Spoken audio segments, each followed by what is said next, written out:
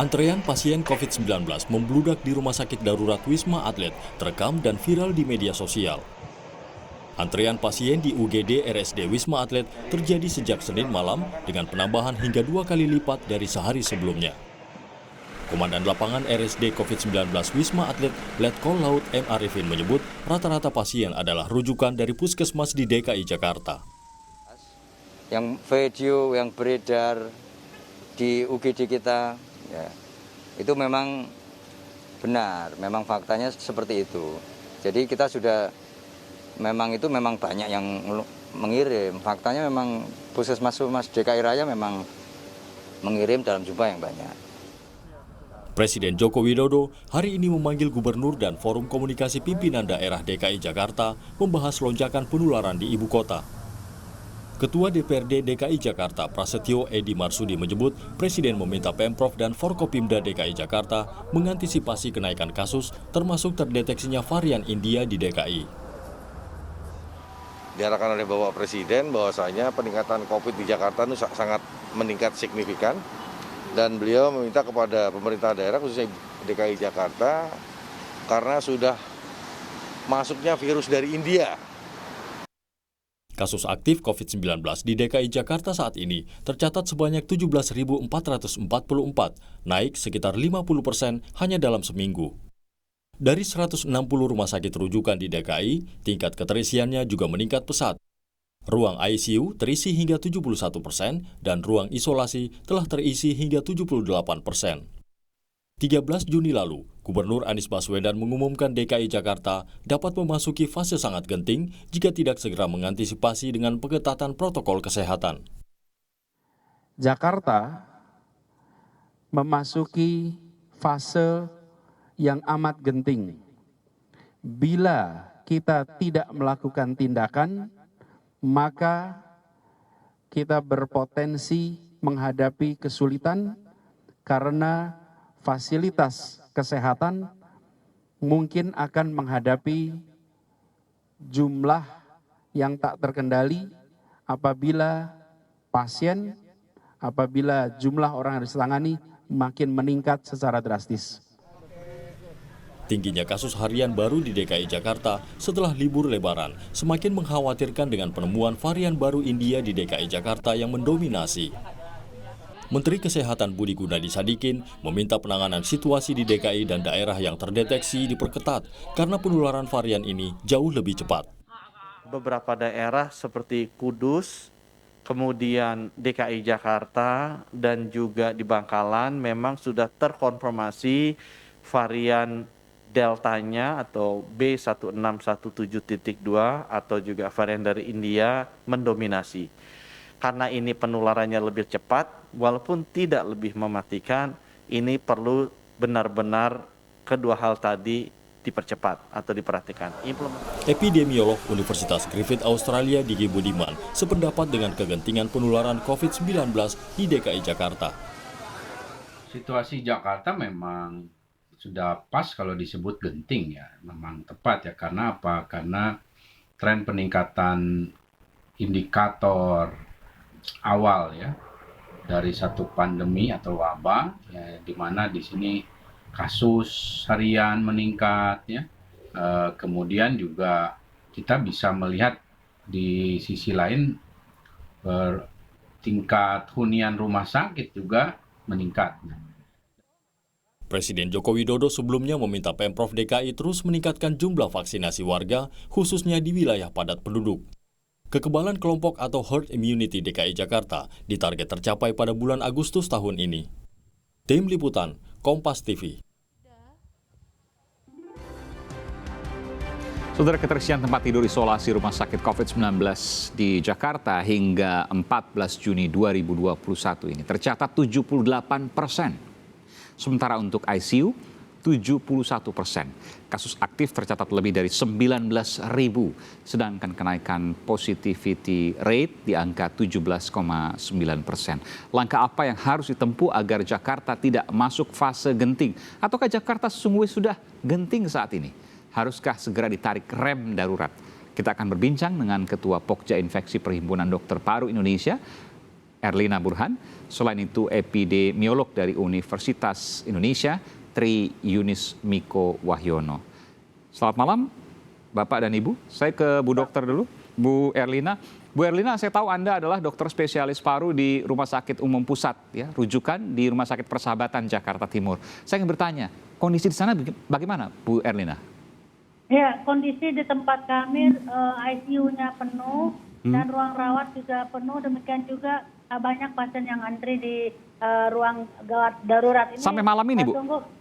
Iya, jadi banyak sekali bahkan teman-teman saya, teman sejawat dokter yang minta bantuan, ada saudaranya yang membutuhkan ICU, kita nggak bisa bantu.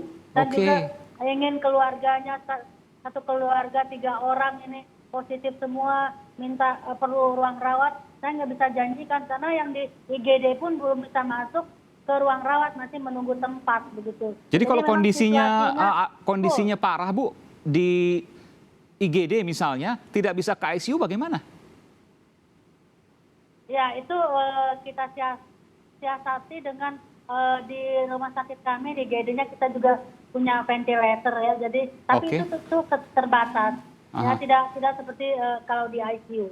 Jadi memang situasinya tidak nyaman dan saya kasihan sekali kepada tenaga kesehatan, tenaga medis, dan juga masyarakat yang sakit. Itu lebih kasihannya lagi karena mereka tidak mendapatkan pelayanan yang cepat. Karena itu tadi mesti antri, mesti menunggu karena memang kita overload ya. Ya, saya akan tampilkan, Bu, hasil yang kami dapatkan dari media sosial yang kemudian viral di Wisma Atlet. Saya juga meminta Pak Tri Yunis mungkin bisa ikut melihat juga. Ini adalah di Rumah Sakit Darurat Wisma Atlet Jakarta tadi malam kabarnya, di mana berada di depan ya loket pendaftaran untuk mendapatkan ruang isolasi. Ini semuanya tentu positif COVID yang akan memasuki ruang isolasi tapi belum dapat karena memang keterisian ruang isolasi yang begitu terbatas. Kalau di Rumah Sakit Persahabatan kurang lebih seperti ini suasananya, Bu Erlina? Tidak seramai itu. Oke. Ya, karena kita tidak punya hall yang demikian besar ya, seperti lobby seperti itu. Jadi memang tidak bisa menampung orang sebegitu banyak. Tapi antrian cukup panjang? Antrian kita panjang, sistem rujukan juga stagnan ya, jadi kita tidak bisa menerima sebagaimana banyaknya rujukan yang datang. Dan Aiman, saya ingin berpendapat sedikit ya, melihat kondisi di Wisma Atlet, kalau itu hanya di Wisma Atlet seperti itu menurut saya kalau kita tidak bicara rumah sakit ya, kalau hanya Wisma Atlet yang seperti itu, saya masih agak lega sedikit. Artinya apa? Artinya kasusnya adalah kasus-kasus yang ringan. Ya, barangkali terkonfirmasi tidak ada gejala atau ringan saja. Tapi kan kondisinya sekarang rumah sakit juga full. Jadi ini adalah bahaya, ini darurat ini. Baik, ini supaya jelas, karena rumah sakit di Wisma Atlet itu untuk gejala ringan atau OTG atau tanpa gejala, begitu ya Bu Dokter ya. Tapi kalau rumah sakit di fasilitas kesehatan di primer, apakah sekunder, ataukah bahkan tersier atau yang di RSCM misalnya, itu pasti punya gejala yang sedang sampai berat. Betul, sedang, berat, dan kritis. Ya, kalau ini satu lagi yang mesti diingat nih, mudah-mudahan banyak yang mendengarkan ini. Amin. Kalau situasi terus begini, yang jadi masalah adalah untuk rumah sakit ketersediaan obat. Ya, kemudian juga kalau pasien-pasien yang sesak itu kan butuh oksigen. Titik oksigen kan juga terbatas.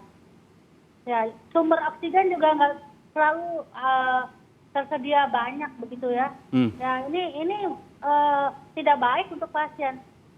Banyak sampai sekarang misalnya ada sempat kejadian Bu Dokter, Bu Erlina yang memerlukan oksigen tapi tidak kebagian? Kalau di rumah sakit kami, kalau memang perlu oksigen dan kita tidak ada, kita akan arahkan ke rumah sakit yang lain. Tapi saya mendengar dari teman-teman saya yang bertugas di rumah sakit lain, itu saking banyaknya pasien yang butuh oksigen, sementara keterbatasan oksigen mereka terjadi, akhirnya mereka pilih-pilih mana yang perlu akhirnya diberikan oksigen, mana yang tidak. Ini kan tidak baik. Jadi oksigen pun berebut begitu ya, Bu? Enggak, pasiennya nggak berebut, jadi dokter yang menentukan. Iya, ya betul, udah, betul. Maksudnya iya, ini. dokter yang menentukan, tapi kan yang semua membutuhkan tidak kebagian, sesuai dengan prioritas. Betul sekali, ya betul. Jadi ini implikasinya bisa jadi angka kematian juga akan naik. Oke, saya ke Pak Triunis Miko Wahyono, epidemiolog dari Universitas Indonesia. Apa yang terjadi sesungguhnya? Kita bicara 3 wilayah dulu, Jakarta, Kudus, dan Bangkalan. Fokus di Jakarta sementara ini, Pak Triunis. Jadi yang terjadi adalah surveillance kita tidak mampu mendeteksi kasus yang sebenarnya di masyarakat. Itu yang pertama.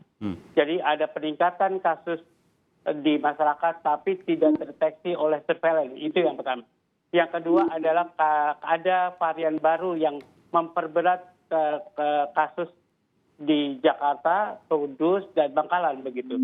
Jadi itu kita berhadapan dengan musuh yang berbeda. Menurut saya musuh yang berbeda dari tahun sebelumnya, dari tahun lalu? Iya, berbeda lah dengan varian aslinya begitu. Jadi ini karena penularannya lebih cepat dan severitasnya tidak memandang umur begitu. Dia akan lebih banyak yang severe jadinya dibanding dengan yang aslinya begitu. Jadi menurut saya kebutuhan pelayanan kesehatannya menjadi lebih banyak begitu dibanding dengan aslinya. Maka kemudian rumah sakit akan penuh. Sekarang kemudian di Kudus menurut saya kelihatan bahwa cara penanganan varian baru ini salah, kemudian dirujuk ke Sarjito atau ke Semarang, dan sekarang di Semarang atau di Sarjito itu penuh. Jadi bayangkan itu penuh dengan varian baru dan banyak dokter yang tertular begitu. Anda yakin bahwa itu semua mayoritas varian baru? Dari mana? Ya, kan di Kudus sudah diketahui bahwa di Kudus kebanyakan varian baru. Ya, kemudian dirujuk ke Rumah Sakit Sarjito. Mereka sudah tahu dokternya begitu melayani varian baru. Kemudian yang terjadi adalah sekarang Rumah Sakit Sarjito membuka pelayanan tenda gitu atau darurat atau lapangan begitu. Itu sampai penuh begitu. Jadi yang saya takutkan Jakarta akan seperti Semarang begitu. Jadi kemudian rumah sakit darurat Wisma Atlet akan penuh, akan membuka tenda-tenda darurat. Kalau yang terjadi seperti itu menurut saya kegentingan terjadi di Jakarta, kegentingan terjadi di Jawa Tengah, kegentingan akan terjadi di Jawa Timur. Begitu, Mas. Oke, Jakarta, Jawa Tengah, Jawa Timur. Saya ingin tanya ke pengalaman dari Bu Dr. Elna Burhan, dokter paru. Bu, apakah varian baru yang disebut varian Delta India ini punya karakter khusus ketika diperiksa oleh dokter secara langsung? Ataukah harus melakukan pemeriksaan? Atau kelihatan langsung, oh ini sepertinya dugaannya kuat ke varian baru. Tapi jangan jawab dulu, Bu. Saat lagi saya akan kembali. Tetap bersama kami di Sapa Indonesia Malam.